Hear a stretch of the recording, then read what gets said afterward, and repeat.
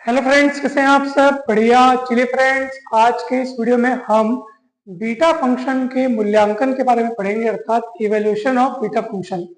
दोस्तों, इसके पहले के वीडियो में हमने बीटा फंक्शन की डेफिनेशन, बीटा फंक्शन की अनेक प्रॉपर्टीज के बारे में पढ़ लिया है। अगर आपने वो वीडियोस नहीं देखे हैं तो जरूर जाइए। इसी वीडियो के डिस्क्रिप्शन बॉक्स में आपको इसके पहले के सभी वीडियोस के लिंक मिल जाएंगे। साथ ही साथ इसके पहले जो टॉपिक हमने पढ़ा था, कन्वर्जेंस ऑफ इम्प्रॉपर इंटीग्रल्स, अर्थात विषम समाकल के अभिसरण, तो वो वाला टॉपिक के सभी वीडियोस जो हैं वो भी आपको इसी वीडियो के डिस्क्रिप्शन बॉक्स में उनके लिंक मिल जाएंगे। सारे के सारे वीडियोस जो हैं वो जरूर देखिएगा। हर एक टॉपिक, हर एक कंसेप्ट, हर एक डेफिनेशन, थ्योरम, क्वेश्चन, सॉल्यूशन आपको बहुत सरल भाषा में समझ में आ जाएगा।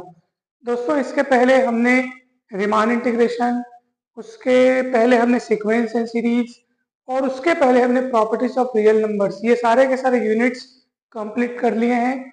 इन पर वीडियोस बन चुके हैं, तो आप इन सभी वीडियोस को प्लेलिस्ट में जरूर देखिएगा। आपको हर एक टॉपिक बहुत आसान भाषा में समझ में आ जाएगा। तो चलिए दोस्तों, अब हम शुरू करते हैं इवैल्यूएशन ऑफ बीटा फंक्शन, अर्थात बीटा फलन का मूल्यांकन। ठीक है फ्रेंड्स, आप सभी जानते हैं कि बीटा फंक्शन की ये डेफिनेशन होती है। ठीक है, इस इंटीग्रल द्वारा बीटा फंक्शन को डिफाइन किया जाता है। Beta M N is equals to integration 0 से 1 x की घात m minus one into 1 minus x की घात में n minus one D X. ठीक है, तो इस इंटीग्रल से बीटा फंक्शन को डिफाइन किया जाता है। इसको हमने इक्वेशन नंबर 1 दे दिया। अब देखिए, यहाँ पे हम तीन केसेस की बात करेंगे। ठीक है, केस 1, केस 2 और फिर केस 3। ठीक है, तो तीन केसेस में हमारा ये सॉल्व हो जाएगा ये क्वेश्चन जो है। ठीक है, हमको इवैल्यूएशन करना है बीटा फंक्शन का। तो देखिए दोस्तों, अब पहला केस है कि जब केवल n पॉजिटिव इंटीजर है तो क्या होगा। तो हम बीटा फंक्शन की डेफिनेशन जो हमने यहाँ पे लिखा हुआ है उसको लेके हम आगे बढ़ते हैं। तो इक्वेशन 1 से हम आगे बढ़ रहे हैं, और ध्यान से देखिए यहाँ पे क्या किया जा रहा है। मैं इसको पहले लिख लेता हूँ और इसको बाद में लिख लेता हूँ। ठीक है, तो आप लोग कहेंगे सर ठीक है ऐसा लिख सकते हैं, परंतु ऐसा किए क्यों है? वो इसलिए ताकि मुझे इस टर्म को, है ना भाई, इसको मुझे फर्स्ट फंक्शन के रूप में देखने में सहूलियत हो, और इसको मैं सेकंड फंक्शन के रूप में देख सकूं, और इसको मैं इंटीग्रेशन बाय पार्ट्स कर सकूं।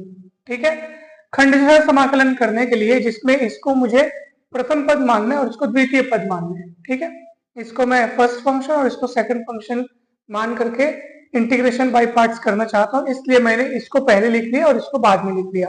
और दोस्तों, आप सभी फॉर्मूला जानते होंगे कि यदि हमारे पास दो फंक्शन हो u और v, ठीक है, और उनका मुझे उनके गुणनफल का अगर समाकलन पता करना हो, ठीक है, इन दोनों के प्रोडक्ट का मुझे इंटीग्रेशन पता करना हो, तो क्या फॉर्मूला होता है। जैसे यदि मान लीजिए मैंने u को फर्स्ट फंक्शन और v को सेकंड फंक्शन माना है, तो क्या फॉर्मूला होता है, first function integration of second minus differentiation of first part integration of second part, फिर इस पूरे का इंटीग्रेशन। तो यही वाला फॉर्मूला यहाँ पे लगाया जा रहा है। दोस्तों ध्यान से देखिएगा, बहुत ही बढ़िया तरीके से समझ में आएगा आपको। देखो, ये फर्स्ट फंक्शन हो गया हमारा, देखो 1 माइनस एक्स की घात n माइनस वन, और सेकंड का इंटीग्रेशन। तो x की घात m माइनस वन का इंटीग्रेशन क्या होगा बताइए। जितनी भी घात है उससे एक बढ़ जाता है और उतना ही नीचे डिवाइड हो जाता है। आपने फॉर्मूला पढ़ा होगा, जैसे x की घात 5 का अपने को इंटीग्रेशन करना है तो क्या होता है, x की घात 5 प्लस 1 यानी कि 6 और अपॉन में 6, जो भी घात लिखा होता है एक बढ़ जाता है और नीचे उतना ही डिवाइड हो जाता है। ठीक है, तो आप देख सकते हैं जैसे x की घात m माइनस वन है तो इसका समाकलन क्या होगा, x की घात m माइनस वन होगा तो इसका समाकलन क्या होगा बताइए, x की घात m minus one plus one, यानी जितना भी घात लिखा है ना उससे एक बढ़ जाएगा और उसी को अपने को नीचे डिवाइड कर देना। तो 1 1 कटेगा तो x की घात m बटे m, इस तरीके से। और समाकलन हो गया है, तो अब यहाँ पे आप ब्रैकेट लगा करके ये लिमिट लगा देंगे 0 से 1। ठीक है, फिर माइनस, देखो फॉर्मूले में माइनस है, फिर क्या होता है डिफरेंशिएशन ऑफ फर्स्ट पार्ट, तो इसका आप अवकलन करेंगे तो कैसे करेंगे, तो जैसे x के घात n का क्या होता है, n x की घात में n माइनस वन, तो वैसे इतने की घात में कितना है n माइनस वन है तो ये सामने आएगा, तो n minus one into one minus x के घात में n माइनस टू, यानी जितना भी है वो सामने आता है और ऊपर में एक घात कम हो जाता है। जैसे n माइनस वन है तो एक कम घात यानी n माइनस टू हो गया, लेकिन ये ब्रैकेट का फिर से डिफरेंशिएशन होगा, तो इसमें जब इसका डिफरेंशिएशन करोगे तो वन का हो जाएगा जीरो और x का हो जाएगा वन, तो ये माइनस लगा इसलिए यहाँ पे लिखे हैं अपन माइनस वन। ठीक है, तो ये प्रथम भाग का अवकलन हो गया। ठीक है, डिफरेंशिएशन ऑफ फर्स्ट पार्ट हो गया। अब इंटीग्रेशन ऑफ सेकंड पार्ट कहाँ गया, ये सेकंड पार्ट का इंटीग्रेशन। ठीक है, तो ये सेकंड पार्ट है, तो इसका इंटीग्रेशन करोगे आप तो उतना ही आएगा जितना यहाँ आया है ना वैसे ही आएगा, क्योंकि ये भी तो आखिर इसके इंटीग्रेशन से आया है ना भाई। शुरुआत में जब अपन first part integration of second ऐसे अपन लिखे, फिर minus differentiation of first part integration of second part, तो ये हमारा सेकंड पार्ट है ना भाई, ये जो है हमारा फर्स्ट पार्ट है और ये जो है हमारा सेकंड पार्ट है। तो फर्स्ट पार्ट और सेकंड पार्ट का इंटीग्रेशन, ठीक है, प्रथम पद द्वितीय पद का समाकलन, ठीक, फिर minus differentiation of first part integration of second part, ठीक है, और इस पूरे का फिर से इंटीग्रेशन। ठीक है, आप ध्यान से देखो दोस्तों, जब हम यहाँ पे लिमिट रखेंगे, ठीक है, जब आप यहाँ पे वन रखेंगे तो देखो one minus one zero, zero into इतना है ना जीरो। ठीक है, तो ये पूरा खत्म। लोअर लिमिट जब आप जीरो रखेंगे तो एक्स के स्थान पर जब जीरो रखेंगे तो जीरो हो जाएगा, जीरो इंटू इतना है ना जीरो, तो पूरा यहाँ पे खत्म। ठीक है, यानी कि वन रखने पर भी ये खत्म, जीरो रखने पर भी खत्म, तो वन और जीरो रखने पर ये जीरो जीरो हो जा रहा है पूरा का पूरा, तो ये पूरा हट गया। ठीक है दोस्तों, आप यहाँ पे एक बात हमेशा याद रखिएगा कि जो बीटा फंक्शन की डेफिनेशन हम लोग लिखे हैं तो वहां पर m और n सदैव पॉजिटिव होते हैं। m और n सदैव क्या होते हैं, पॉजिटिव होते हैं, सदैव धनात्मक होते हैं। m और n ग्रेटर देन जीरो, दोनों के दोनों ग्रेटर देन जीरो होते हैं, तो इस चीज को आप लोग ध्यान रखिएगा। तो चलिए, अच्छा अब मैं आपको एक बात बता रहा हूँ कि जब ये पूरा का पूरा हट चुका है, जीरो हो चुका है, तो इधर क्या क्या बचेगा अब उसको देखते हैं। ध्यान से देखिएगा, सबसे पहले तो आप इस माइनस को देखो, ये माइनस सामने आ गया तो प्लस हो गया है, ये n माइनस वन बाहर निकल गया, ये देखो n माइनस वन दिख रहा है। अच्छा नीचे देखो आप minus one plus one cut गया तो m बचेगा, उसको भी बाहर कर दिए, मतलब बाहर कौन कौन निकला है, n minus one upon m। अब देखते हैं कि इंटीग्रेशन के अंदर क्या क्या बचा है। x की घात में m minus one plus one, तो plus one minus one cut गया तो x की घात में m बचा है, और वन माइनस एक्स की घात में n माइनस टू बचा है। ठीक है, कहीं पर भी कोई भी डाउट हो तो पूछ लो, क्योंकि अब जो हम आपको बतलाने वाले हैं वो बहुत ही जबरदस्त तरीके से समझने योग्य है। ध्यान से देखिएगा दोस्तों, गौर कीजिए, आप यहां से आपने चालू किया इंटीग्रेट करना, ठीक है, आपने इसको इंटीग्रेट करके इतना लाया है, क्या क्या परिवर्तन हुआ है, क्या क्या चेंजेस हुए हैं, घातें कौन कम ज्यादा हुई है ना भाई, किसके पावर कम हुए हैं, किसके पावर बढ़े हैं, ये सब आप अच्छे से अवलोकन कीजिए। अगर आप इसको अच्छे से चेक कर लेते ना तो फिर आगे की लाइन देखो कितना डायरेक्ट लिखी गई है, और उसको डायरेक्ट ही लिखना है। क्यों बताऊं, क्योंकि एक बार पैटर्न आप पहचान जाएंगे ना तो ये वाली लाइन समझने में आपको दिक्कत नहीं जाएगी। तो चलिए देखते हैं कि क्या हुआ है आखिर। देखो सबसे पहले इसको देखते हैं अपन, x की घात m माइनस वन था, अब वही x की घात m हो गया, अर्थात इसकी घात बढ़ गई। आप देख लो, बहुत आसान भाग हमें समझ में आएगा, जो जो दिख रहा है सिर्फ उसी को आप लोग अवलोकन कर रहे हैं कि आखिर क्या क्या चेंजेस आया है। तो सुनो, तो यहाँ पे x की घात m माइनस वन था, अपन ने इंटीग्रेशन का प्रोसेस किया तो इसकी घात में देखो एक बढ़ा हुआ दिख रहा है। वहीं देखो वन माइनस एक्स की घात में n माइनस वन था, यहाँ पे वन माइनस एक्स की घात में n माइनस टू दिख रहा है, मतलब कि इसकी घात कम होती दिख रही है। ठीक है, इतना आपको समझ में आया। चलिए अब हम देखते हैं कि और क्या क्या चेंजेस हुआ है। इसकी जो घात है n माइनस वन वो अब हमको सामने दिखाई दे रही है। ठीक है, और इसकी जो घात है ना, इसकी घात n माइनस वन वो अपने को सामने दिखाई दे रही है, और इसकी जो घात है m माइनस वन उससे एक ज्यादा होकर के, यानी कि m माइनस वन से एक ज्यादा करोगे तो कितना होगा, m वो अपने को बटे में दिखाई दे रहा है। ठीक है, अब जितनी बातें हमने इसको देखते हुए यहाँ पे की हुई है, अब आप इतने हिस्से को देखो, ध्यान से देखना नीचे क्या हुआ मैं आपको बता रहा हूँ। देखो n माइनस वन बटे m अपनी जगह पे है, उसमें कहीं कोई परिवर्तन नहीं आया है, n माइनस वन बटे m है अपनी जगह पे, और इतने हिस्से पर आप अभी ध्यान मत दो क्योंकि ये तो जस का तस लिखा हुआ है, n माइनस वन बटे m तो जस का तस लिखा हुआ है। फिर इतनी बातें देखो कहां से आई है। तो सुनो, जिस तरह से आपने इस लाइन से शुरुआत करके ये लाया ना। अब ये सोचो कि अगर मेरे पास इतना होता तो मैं क्या क्या ला पाता, तो वो सोचो। तो जिस तरह से x के घात में m-1 है, तो एक घात बढ़ के अपने को एक घात बढ़ के अपने को x के घात m मिले। अब सोचो वैसे ही अगले लाइन में आप देखो x की घात m से एक घात बढ़ के x की घात m+1 मिला है। ठीक है, ये आपको समझ में आ गया होगा। जिस तरह से 1 - x की घात में n-1 हुआ है, तो ये n-1 से फिर कितना हो गया, n-2 हो गया, यानी इसकी एक घात कम हो गई। तो ये जो प्रोसेस में लगाया हूं ना खंडेशर समाकलन का, इंटीग्रेशन बाय पार्ट्स का, इसमें लगाया हूं ना, ये पूरा का पूरा सेम प्रोसेस अगर मैं इसमें फिर से अप्लाई करूं तो मुझे यही चीजें मिलने वाली है। वही मैं आपको समझा रहा हूं कि देखो इसकी घात एक और कम हो गई, क्योंकि मैंने ये सारा प्रोसेस इसमें एक बार और लगाया है। अब एक और बात देखो, ये क्या लिखा है, x की घात m-1, जो कि अपने को एक बढ़ कर मिला x की घात m, और जितना इसकी घात में आया ना उतना ही बाहर बटे में दिख रहा है। तो वैसे ही जब अगला स्टेप अपनाएंगे अपन, अगला स्टेप इसमें और करेंगे एक बार और, इसका पूरा ये प्रोसेस इंटीग्रेशन बाय पार्ट्स करेंगे, तो इसकी घात एक और बढ़ जाएगी, और जो बढ़ के मिलेगा वही अपने को सामने डिवाइड मिलेगा। ये देखो तो m+1 यहाँ है तो यहाँ और मिलेगा। इसको ये तो पहले से लिखा हुआ है, देखो n-1 बटे में तो पहले का है। ये तो मैं देख रहा हूँ कि जैसे इसका अपने को ये मिला, वैसे इतने टुकड़े का और क्या मिलता। तो देखो जैसे इसका अपने को x कर किए हैं, तो x की घात m-1 से क्या हुआ है, x की घात m हो गया है, और उसी m, वही m हमको यहाँ डिवाइड में दिख रहा है।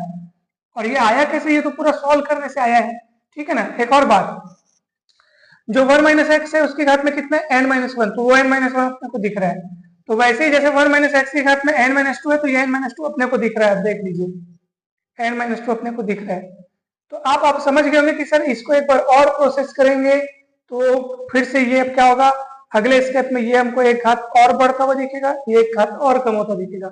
यानी कुल मिलाकर आप देख लो, जो m वाला है ना वो बढ़ रहा है, m-1, फिर m हो गया, फिर m+1 हो गया, अगले स्टेप में उसकी घातें और बढ़ती जाएंगी। और जो 1 - x वाला है ना उसकी घात कम होते जा रही है। आप देख लो n-2 है, सॉरी n-1 है, फिर n-2 है, फिर n-3 है। यानी ये प्रोसेस आप आगे बढ़ाते जाओगे तो क्या होगा पता है, इसकी घात कम होती जा रही है, इसकी घात बढ़ते जा रही है, और यूं समझिए कि ये घात उधर शिफ्ट होती जा रही है, ऐसा आप समझिए तो आपको थोड़ा और सरल लगेगा। ठीक है, तो प्रश्न ये उठता है कि सर इसकी घात कब तक कम होती जाएगी। तो भैया जब तक 0 ना हो जाए तब तक कम होती जाएगी, सीधी सी बात है। हर स्टेप में आप देख लो, ये n-1 घात हुआ, अगले स्टेप में n-2 घात हो गया, उसके अगले स्टेप में n-3 घात हो गया, यानी इसकी घात क्या होती जा रही है, कम होती जा रही है, और इसकी घात क्या होती जा रही है, बढ़ती जा रही है, m-1 घात, m घात, m+1 घात। तो प्रश्न ये उठता है कि ये सिलसिला कब तक जारी रहेगा। तो जब तक इसकी घात घटते घटते घट करके शून्य न हो जाए। तो प्रश्न ये उठता है कि सर जब इसकी घात घट घट के शून्य हो जाएगी उस समय इसकी घात कितनी हो चुकी होगी। तो सीधी सी बात है, इसकी घात देखो कितने बार कम होगी। जैसे ये एग्जाम्पल के लिए क्या लिखा है, देखो n-1, ठीक है। अब ये n-1 लिखा है, ये n-2 हो गया, n-3 हो गया, ऐसे कम होते जा रहे हैं, और ये घात क्या होते जा रहे हैं, बढ़ते जा रहे हैं। तो क्या हो, ऐसा समझो आप कि ये कम होते होते इसका कितना घात बढ़ेगा, जितना इसका कम होगा ये पूरा का पूरा n-1 यहाँ से हट जाएगा। कैसे करेगा, कैसे हटेगा, एक एक नहीं, एक एक करके, ये एक कम हुआ, फिर एक कम हुआ, फिर एक कम हुआ, फिर एक कम हुआ, ऐसे करके पूरी ये घात गायब हो जाएगी, जीरो दिखने लगेगा बाद में आपको। और वहां कितने तक, वहां कितना बढ़ जाएगा। तो सीधी सी बात है, ये एक एक कम होते जा रहा है तो ये एक एक बढ़ते जा रहा है, यानी कि जब इसका n-1 घात पूरा नष्ट हो चुका होगा तो बाजू वाले का n-1 घात बढ़ चुका होगा। क्योंकि सीधी सी बात है, ये दोनों काम एक साथ हो रहे हैं, ये एक एक कम होते जा रहा है, वो एक एक बढ़ते जा रहा है। तो प्रश्न ये उठता है कि आखिर इसकी घात कितनी कम होगी। तो जितनी उसके ऊपर घात है उतने स्टेप में उतना काम आपको करना पड़ेगा, और वो घात घट घट के जीरो हो जाएगी।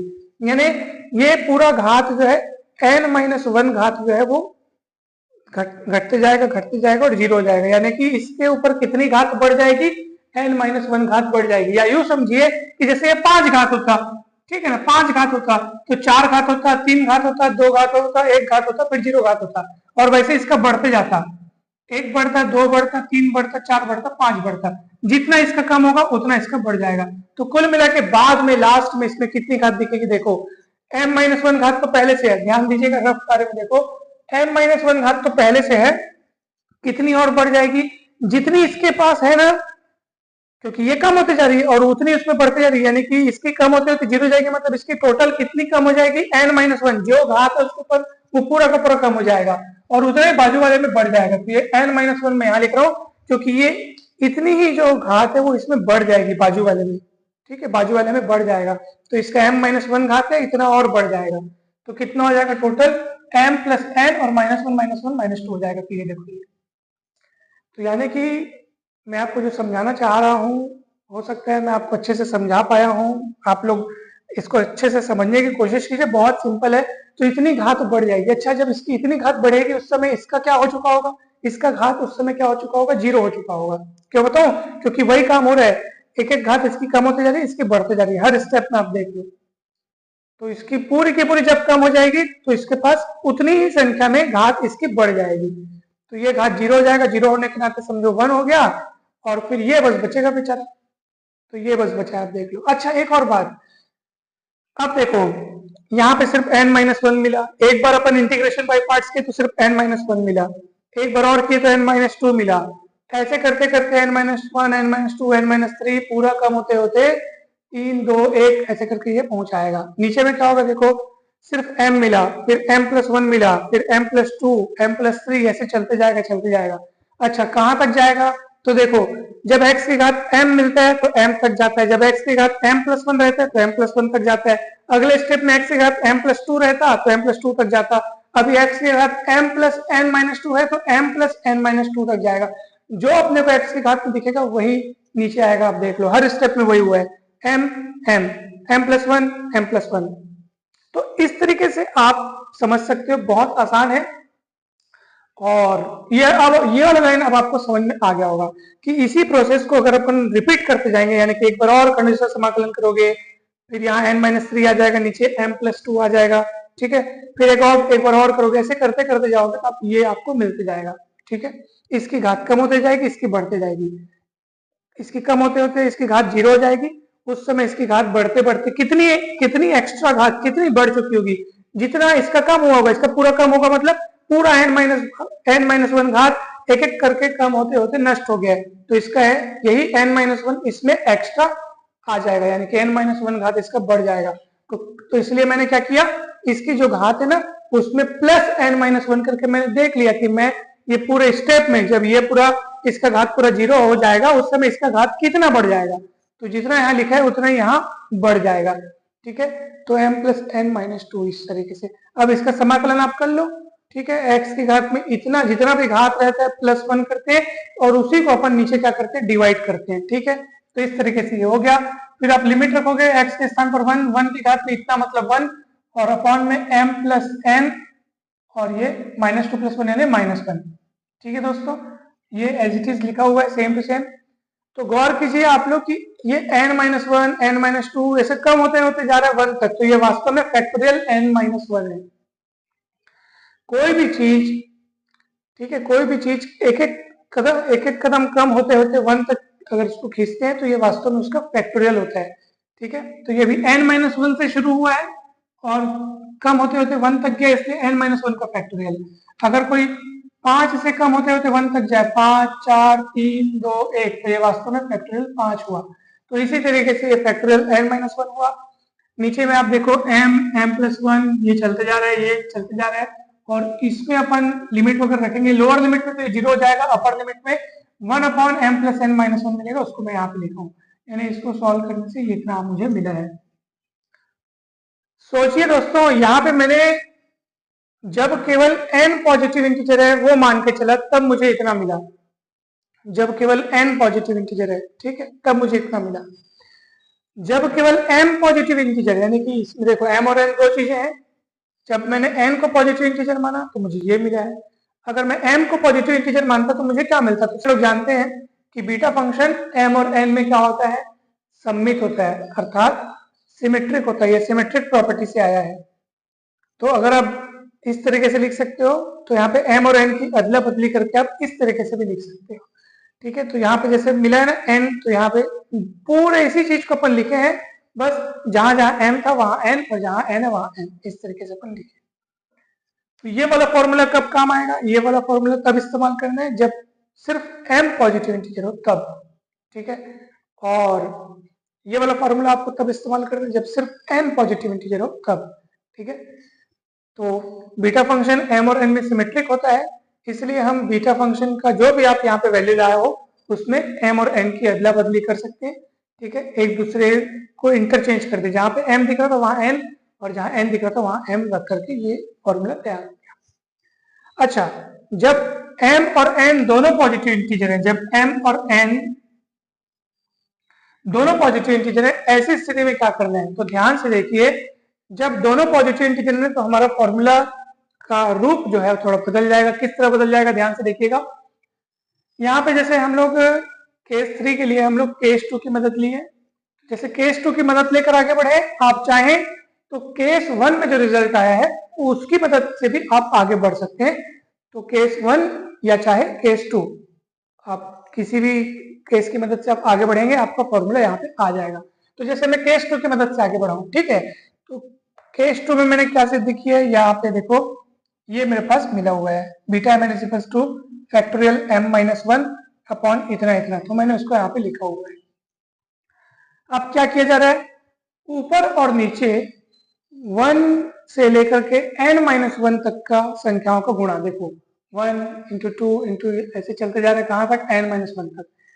अब मैंने ऊपर गुणा किया है तो बैलेंस करने के लिए मुझे नीचे भी गुणा करना पड़ेगा, तो मैंने नीचे भी कर दिया।